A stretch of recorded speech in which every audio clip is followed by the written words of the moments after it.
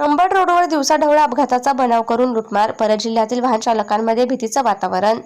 जालना शहरासह शहराबाहेरील अंबड रोड परिसरात गेल्या काही महिन्यांपासून परत जिल्ह्यातील वाहन चालकांना लक्ष्य करून बळजबरीने पैसे उकळण्याचा प्रकार वाढल्याचा गंभीर आरोप समोर आला.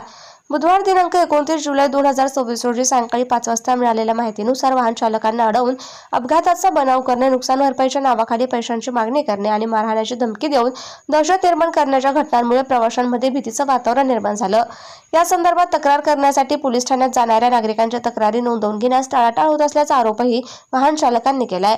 त्यामुळे अनेक जण तक्रार नोंदविण्याऐवजी तडजोड करून तेथून निघून जात असल्याचं समोर आलं. हा संपूर्ण प्रकार अप्पर पोलीस अधीक्षक विक्रम साळी यांच्या निदर्शनास आणून देण्यात आला. त्यानंतर त्यांनी अशा प्रकारांची गांभीर्यानं दखल घेत संबंधितांवर कठोर कारवाई करण्याचे संकेत दिले असून नागरिकांनी तक्रारी नोंदवण्याचं आवाहन केलं. माहितीनुसार काही तरुणांची टोळी अंबड रोडवर परत जिल्ह्यातील वाहन चालकांना हेरते. वाहन चालकांची कोणतीही चूक नसताना त्यांच्या वाहनासमोर किंवा मागे दुचाकी आडवी लावली जाते. काही वेळा मुद्दाम अपघात झाल्याचा बनाव करून दुचाकी वाहनासमोर पाडली जाते. त्यानंतर वाहन चालकांना घेरून नुकसान भरपाईची मागणी केली जाते. पैसे देण्यास नकार दिल्यास मारहाण करण्याची धमकी दिली जाते. तसेच आणखी साथीदारांना बोलावून घेण्याची भीती दाखवली जाते.